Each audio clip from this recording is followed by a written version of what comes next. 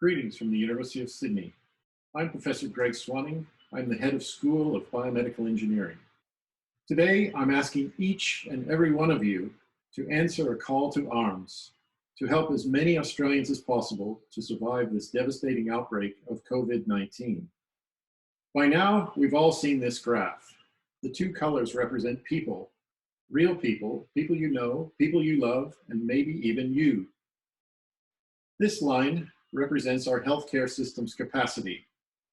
This is where we are on the red curve. You're probably saying, hang on, we're flattening that curve. It is true that some time ago, experts said that this was going to become a global catastrophe if we didn't take immediate steps to wash our hands and substantially alter our lifestyle to avoid human-to-human contact. This modern-day philosopher eloquently explains why we're now dealing with the red curve instead of the blue curve.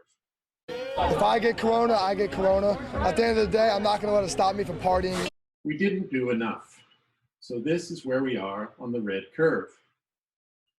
For every 1,000 people with COVID-19, we estimate that 50 people will have such a severe infection that they will need to be artificially ventilated in order to survive.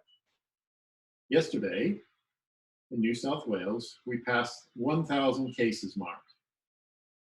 And the healthcare system is coping with the 50 people in need of that care. The problem is, the number of cases is currently doubling roughly every 2.5 days. This means that by this time next week, around 375 people will be in need of respirators. Our hospitals in New South Wales can cope with that too. What seems inevitable on Friday of next week, however, is that we will have more patients in need of ventilators than there are ventilators that exist. In other words, even though they might be able to survive the disease with some help, they won't be able to receive that help. It is as simple as that. It will then be up to our frontline healthcare workers to decide who lives or dies. Yes, it is virtually inevitable that it will come to this in the first week of April 2020, the end of next week. What we as engineers may have some control over is the horizontal line on this graph. Can we as engineers, through the use of our hands and our minds, raise the capacity of the healthcare system, raise the horizontal line so that more people can survive? I think the answer to that question is yes, and that's why I'm appealing to you today to do everything within your power to help. We are working with New South Wales Health to coordinate the building of a ventilator.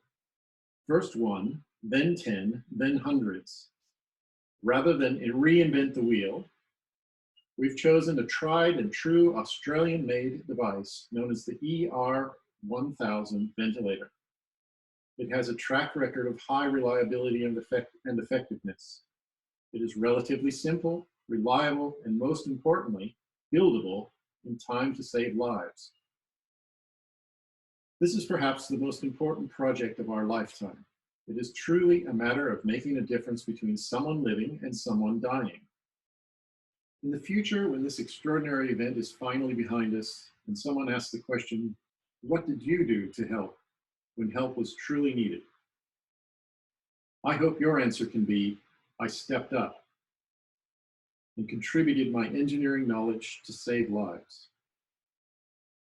Please go to this address and see what you can do in order to help this horrible situation.